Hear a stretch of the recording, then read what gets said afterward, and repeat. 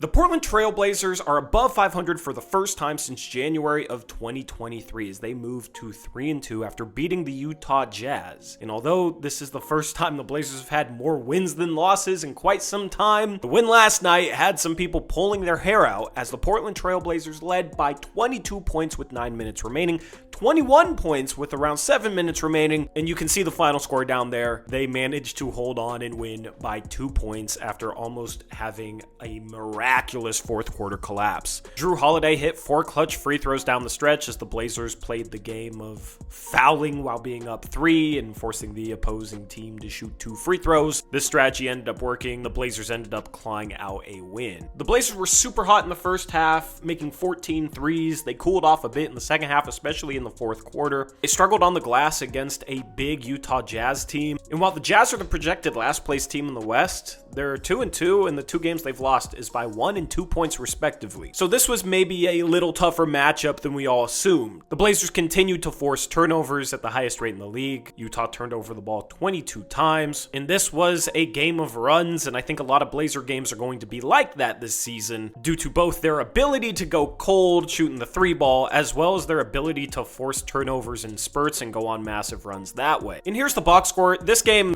was very weird for a variety of reasons. You had Blake Wesley hitting 2 threes and then headbutting Nurkic's ass and going down with an injury. He would return. He was working out his neck on the bench. Apparently Shaedon Sharpe was a little banged up in this one, only played 24 minutes, but he finally got hot from 3 going 4 for 8. And the Blazers played 12 guys, including Duop Reith, who had 3 threes in 12 minutes. He provided the Blazers with a spark off the bench, which was much needed because unfortunately right now Young Hansen doesn't look NBA ready. When the Rip City Remixes season starts, I expect Young to play a little bit in the G League, and I think that would be good for his development. Toumani Camara finally had a solid offensive game, finally got some threes to fall. Deni Avdija continues his stellar play, scoring 19 points, which is actually a season low. But the leading scorer and maybe the best Blazer so far this season has been Jrue Holiday. After taking a step back in Boston to be the 5th option in a stellar lineup that won a championship, Jrue Holiday is back to playing like he did in Milwaukee. Through his first 5 games as a Portland Trail Blazer, Holiday is averaging 19.6 points per game, 7.8 assists, and 5.4 rebounds, shooting 51% from the field, including a whopping 63% inside the arc and 38% behind the arc, shooting almost 7 3-point attempts per game. When the Blazers traded Anthony Simons for Jrue Holiday, it was considered an offensive downgrade. A lot of people were worried about this, given how much the Blazers' offense struggled the past couple of seasons. However, so far this year, Holiday, if anything, has been an upgrade over Simons, all but matching his scoring output, doing it more efficiently, as well as setting the table for the entire team. And over the Blazers' 3-game road trip, Holiday was absolutely stellar, averaging 24 points per game, 7 assists, and 5.3 rebounds. And late in last night's game, when it looked like the Blazers might choke a 22-point lead against the Utah Jazz, Jrue Holiday was the calming presence at the free throw line, making his final 4 free throws. Here's what Tiago Splitter had to say about Jrue Holiday.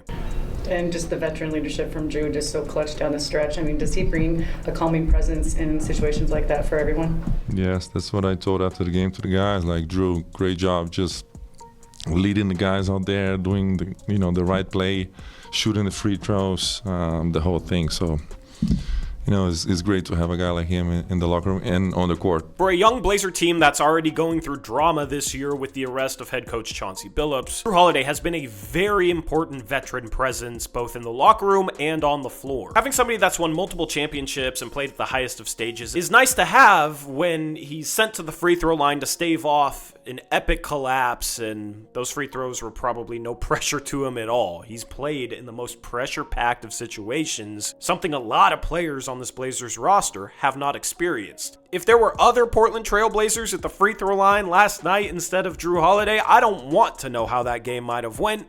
But having that calm veteran presence to clutch up and knock down those free throws was huge for the Portland Trail Blazers. And Jrue Holiday's production has been absolutely phenomenal. His stats are on par with his last season in Milwaukee, where he made an all-star team. His defense has been very good as well. He's been wildly productive for this Blazer team, and you can make the argument he's been the most valuable Portland Trail Blazer so far this year. It's been a joy to watch him. I enjoy the pace that he plays at, gets to his spots, and just knocks down shots. And while there was some valid questions and probably some valid criticism when the Blazers traded Anthony Simons for Jrue Holiday, given Holiday's age and contract, it doesn't look like he's slowing down at all. Now the Blazers come home, and we'll preview their upcoming matchup against the Denver Nuggets in a second. First, let's take a look at how my sleeper parlay did from last night. And man, was this a bad beat. I hit all the Blazers entries. Over 16.5 points for Jeremy Grant, under 30.5 points plus rebounds plus assists for Shaedon Sharpe, and over 1.5 steals for Toumani Camara.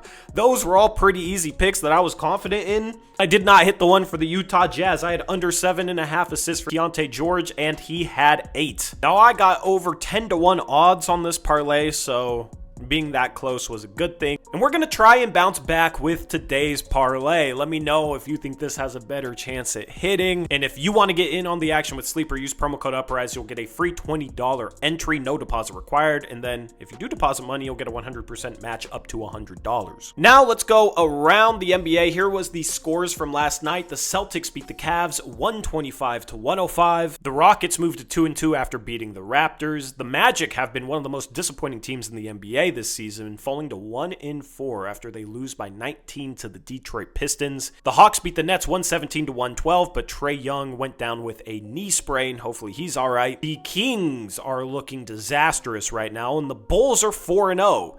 Two teams may be going in opposite directions, despite both of them being seen as directionless going into this season. The Mavs moved to 2-3 after beating the Pacers, who have yet to win this season, the Pacers being ravaged by injury. The Mavs were led by former Blazer Brandon Williams, who scored 20 points off the bench. The Nuggets beat the Pelicans, who now fall to 0-4. The Pelicans are going to be interesting to watch this season. If they continue to struggle, do they sell off pieces? Of course, they traded their unprotected pick this season to the Atlanta Hawks, which is one of the dumbest trades I've ever seen. Blazers took care of business. The Lakers beat the Timberwolves 116-115 on the back of an Austin Reeves buzzer beater, and the Grizzlies beat the Suns 114-113. The Blazers' next opponent is the Denver Nuggets, who, as I just stated, absolutely destroyed the New Orleans Pelicans last night. At one point, they were on a 29-2 run, and this isn't a super banged-up Pelicans team. They had Zion Williamson, they had Trey Murphy, they had Herb Jones, and their best player in this game was the rookie point guard they took with the 8th overall pick, Jeremiah Fears.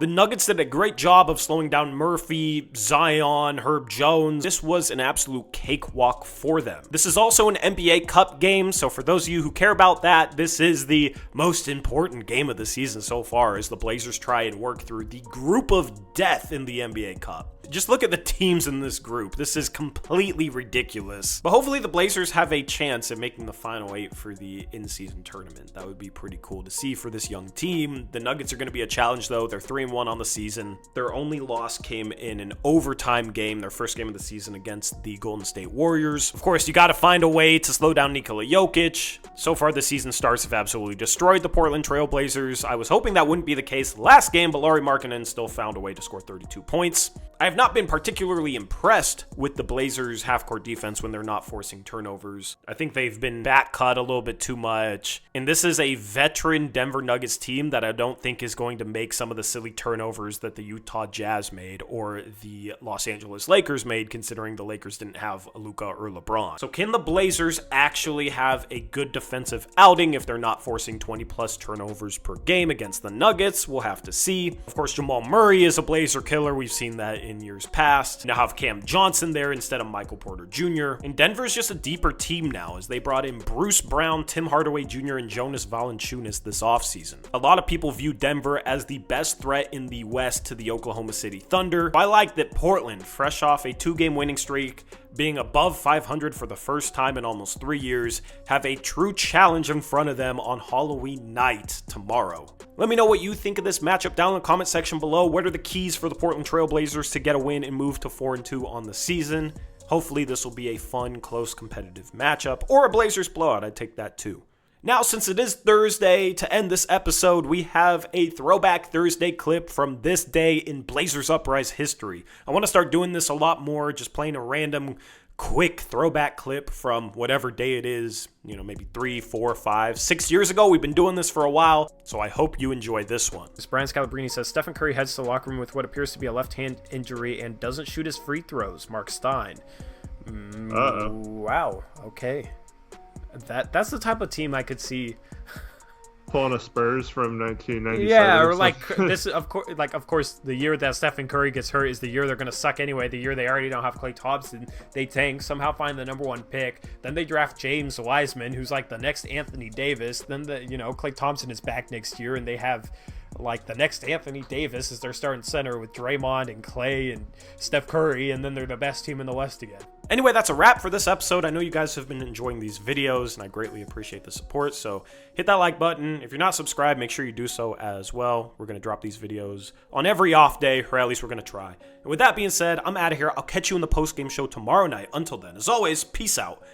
Go Blazers!